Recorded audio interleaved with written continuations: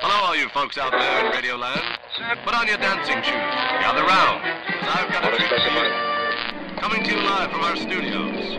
My name is Allison Shockley, and my fiance, Danny Cottle, and I are traveling all 50 states of America on something we like to call the Magical Thinking Tour. We've traveled the entire West Coast from San Diego all the way up to the British Columbia of Canada. And on our way back down, we started discussing the issues that might arise from the winter time. What if we get a $500 car that will just last us through the winter? So we started discussing getting a car or other options that we had. And the only thing that really stuck in our mind was making a house on wheels. We wouldn't have been able to do something like this on our own. Luckily, my father is a brilliant man. Built cars from the ground up, from scratch. So I knew that I could confide in him in an idea like this. In fact, I told Danny on the way down that he's probably already come up with a blueprint for something like this, a traveling house. It was right up his alley. So with my idea and my father's skills, we put our heads together and came up with a design. And the very next day, we headed with our list that my father put together for us, and we hit up Harbor Freight to grab the trailer as a base. After, we went to Lowe's to pick up plywood and other materials that we were going to need. My parents were pretty awesome through this whole experience. They live out in the country, and they went out of their way to drive us to town to get materials on several different occasions. We were very thankful and fortunate to have them around. And I think being on a magical thinking tour, we can't help but attract interesting people. So when we were there, we bumped into one of the workers. This is a real golf tee, standard size. You just... Oh yeah. Oh yeah. Wait, where are we, Ray? Wait, who are you? Like, every time I do that, I forget a piece of my childhood, so consider yourself lucky. Oh. Yes. That's great. I'm pretty sure they have to break some sort of hymen in the back of your nose in order to do that, but he said it was kind of a gift.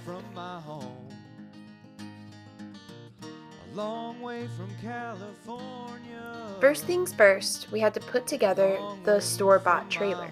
Danny did that, while my sister and I took the pieces of plywood and drew out the sides for the trailer. Our storage went on the bottom, so we had to make sure and account for an extra foot. Being my father's daughter, I had experience with power tools, but not like this. This was definitely hard work.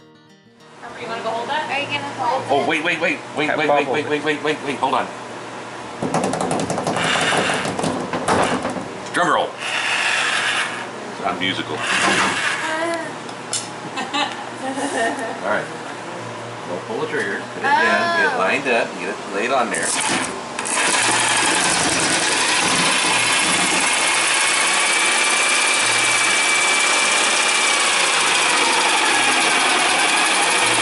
This project would have taken months, and somehow we squeezed it all into 2 weeks. It was cool because it really brought my family together. I really don't have the opportunity to spend that much time with my parents or my sister or kids. It really just brought us all together, and even though the trailer didn't work out in the end, I'm thankful for the experience. When you're just going like this, it's just pretty much spinning around, but if you put your weight into it a little bit. Mommy wants to do it, I can tell. Yeah. Then it So I starts think to she go wanted through. to cut too. So, we'll try again. So when you pull back on it, lean into it a little bit. Okay? With some muscle. Come on, do the drill. Hey! Got it? I'll cherish that forever because it was hard work. From the moment we woke up around 7 and 8 in the morning to about 10 o'clock at night, we were working. We didn't take a single break. After the trailer was put together, we started to drill holes into the first piece of plywood so that we could align it on top of the trailer and start to build the storage space on top of it. My dad did all the table saw cuts, while we did any other cuts. Chicken up.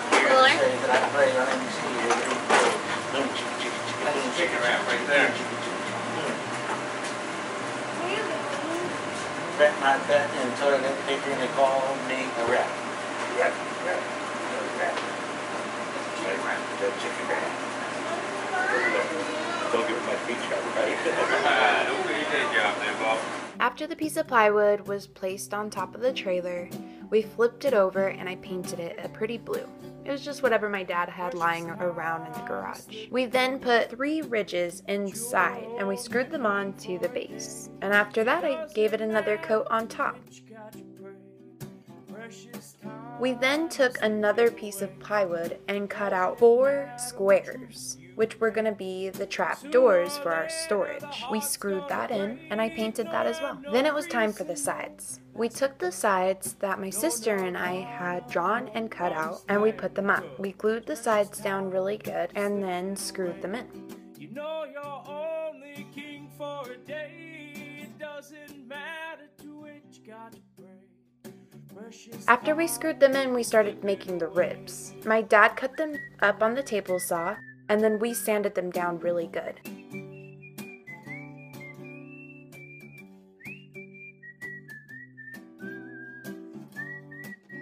Which then had to be glued and screwed in to the sides that we put up.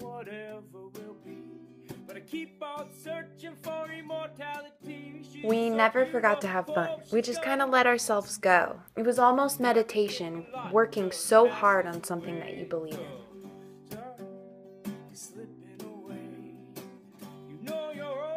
I think it definitely brought Danny and I closer together. Every moment of this tour does, but building a house together, that was romantic.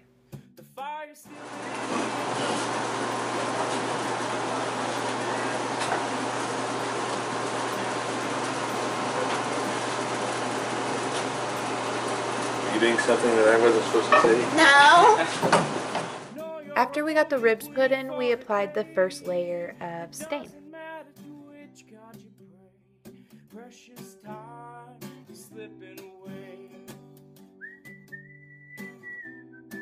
Then Danny took the last 2 pieces of plywood and he used my father's router and routed grooves into the sides. We then put those pieces of plywood up with glue and screws.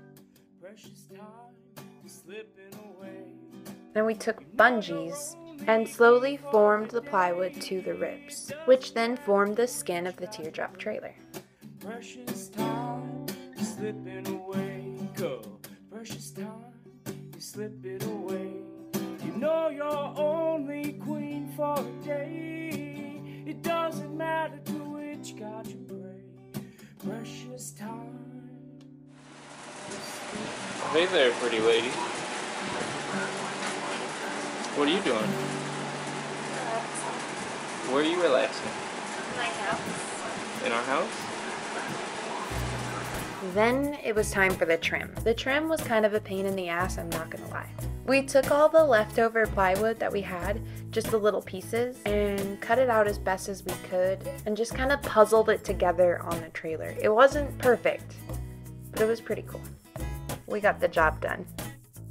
So we pretty much just cut out the little pieces, sanded them down, and put it on. That's when we started thinking about what bike to get. We decided to get a tandem bike.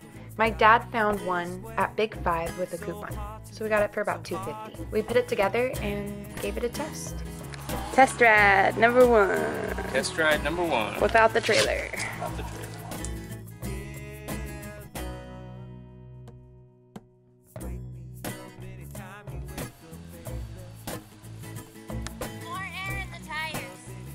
Yeah? You can probably afford to go up to 65 instead of 60.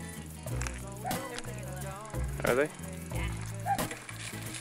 Hey, you look good on that, little lady. My dad had to test it out too. Hey. Did you push me or was that? No one pushed you. You're gonna fall again? Yeah. Here's the finish line. It rolls so nice. I've been on a bicycle in Nice, right? 25 years. After the trim, we were ready for the windows and the door.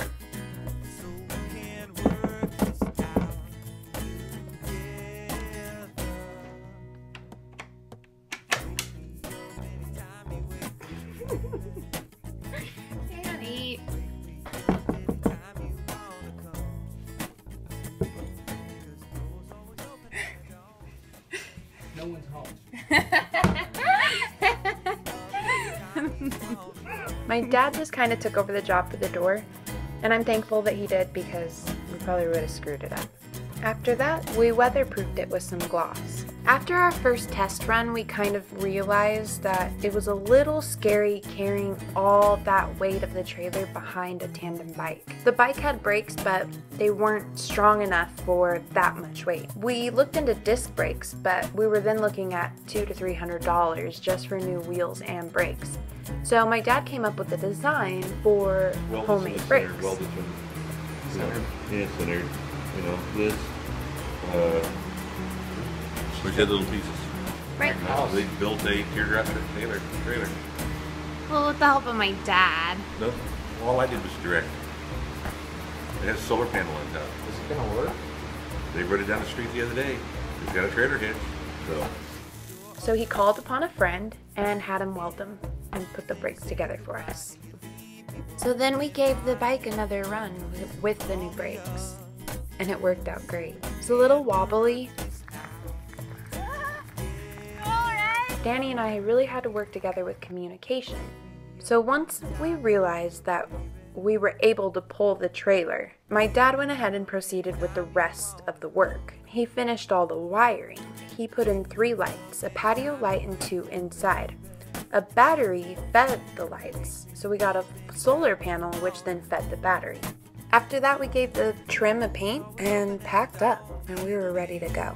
My family really helped out. They pulled together and got us supplies, curtains, pouches, food, whatever we needed, they pulled together for us. We mapped out our route. We got about 14 miles out of town. We were feeling pretty good for day 1. I mean, besides the heat stroke and all.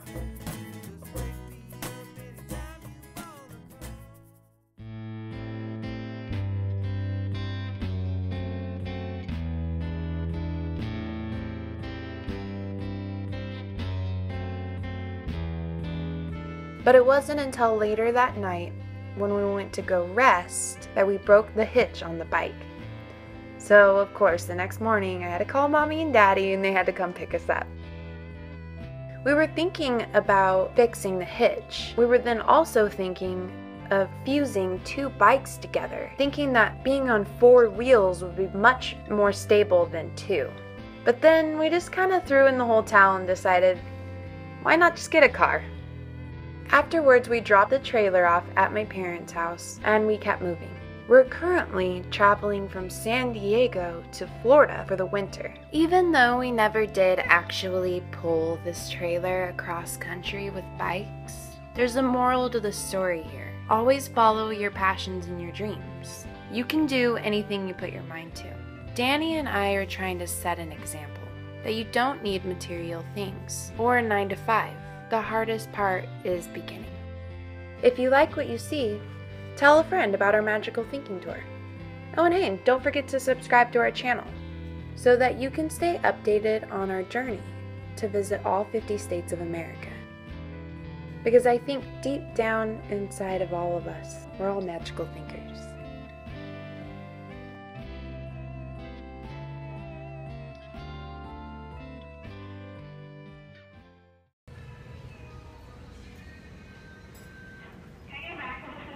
Yep.